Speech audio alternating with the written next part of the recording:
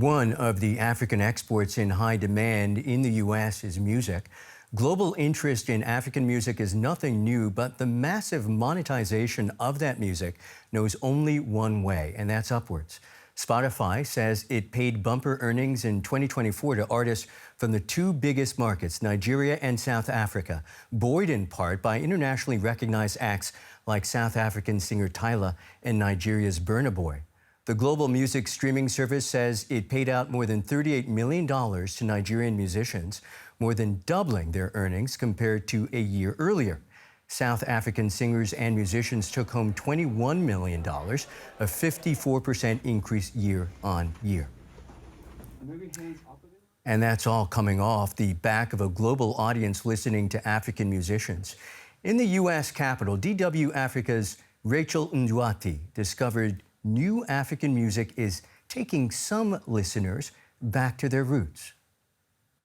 Here in Washington, D.C., Afrobeats and Amapiano seem to be taking the center stage. In some public spaces like restaurants and shops, they are playing a few favorites of my own. Today, we ask American people what they think about streaming Afrobeats and Amapiano. I feel like I like Afrobeats because it's a nice genre. I didn't grow up in it, but once a few years ago when I heard it, about 3 years ago when I first started listening to it, I feel like it's really, I can relate to it a little bit. I'm a huge fan of reggae and Afrobeats. Why do you listen to Afrobeats? Well, you know what? It takes me back to my roots of Africa, you know?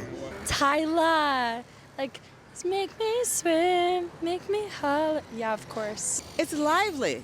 It's very alive. It's very positive. It's a wonderful beat. Burna Boy is another big one. Who else do I have in here? I have a lot of people in here. I have Feels, Techno, Rema again. Looks like sounds from the continent are reaching the Western world, reshaping the global music industry. For more, I am joined now by Jocelyne Mohutoremi, Spotify's Managing Director for Sub-Saharan Africa. Jocelyne, welcome. Thank you. Thank you for having me, Michael. It's our pleasure. How do you explain the extraordinary success of African artists in the past year?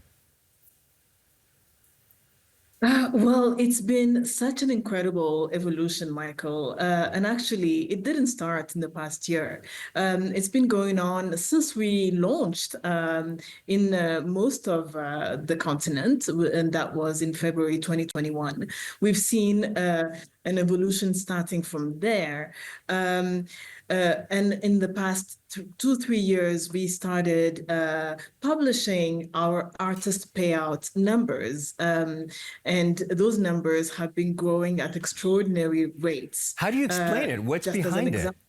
What's behind it? Oh, what is behind it is, I think, the power of African cultures, the fact that our music is kind of meeting the moment, the power of our diasporas in some big markets like the US, the UK, France, where artists of African descent are really dominating the music scene. So that is really one of the reasons. It's our diaspora, and it's also the world catching on onto the power of and the variety of African music. And once you hear it, it is infectious. I wonder how much platforms like yours play a role in driving further interest. I was really struck by the fact, according to Spotify, Nigerian artists were discovered by first-time listeners over 1 billion times on Spotify last year. South African artists reached 1.1 billion first-time listeners. So given the interest is clearly there, does your algorithm push more content from those artists or similar artists to those users? Of course, there's an algorithmic element, but really, it is quite a deliberate strategy on our part. There are different ways in which music can reach people around the world. There's, of course, the organic element where you're sitting in Tokyo, in Buenos Aires, or Reykjavik in Iceland, and you discover African music on the platform because, well, Spotify allows for that. There is also our own efforts via our editorial team.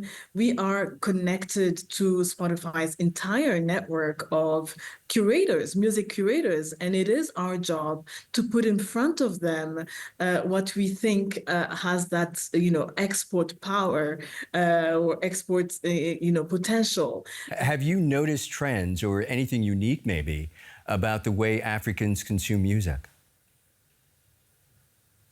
Yes.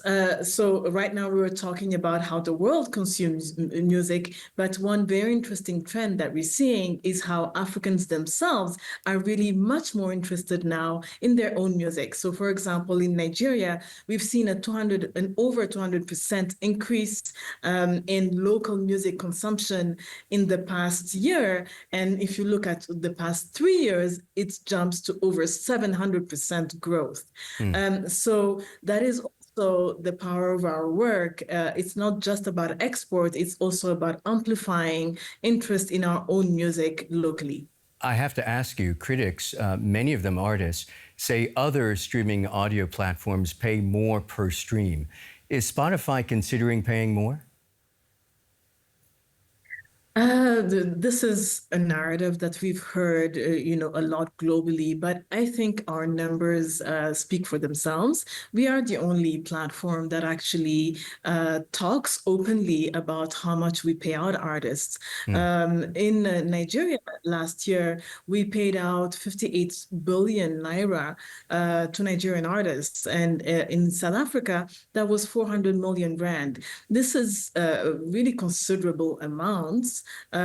Of course, compared to what we pay out globally, this is really small, but we've also just started. It's been 3-4 years only that we've had a sustained effort on the African continent. Spotify, as a whole, dedicates 2/3 of its revenue to artist payouts. So really, we're doing our best here. 2024 was clearly a big year for African artists. What can you tell us so far about 2025? The trajectory continues. We are also seeing a diversifying of the genres that are resonating across the globe. I'm sure you're well familiar with Afrobeats, which was, for several consecutive years, one of the fastest growing music genres in the world. Amapiano is another one, but we see new things and we see new trends. African gospel is doing very, very well. Afro house and electronic music in general, with the various subgenres such as Afro tech and EDM and lots of African electronica is traveling across the world in nightclubs. Michael, I don't know if you spend a lot of time in nightclubs, but if you do, you will notice that a lot of the music these days is African electronic music. So these are the kind of trends we are seeing. And of course, we want to be behind them, supporting them, and elevating them. Let me just tell you, back in the day, Jocelyn, back in the day. That's Jocelyn Muhutuwemi from Spotify. Many, many thanks. Thank you, Michael.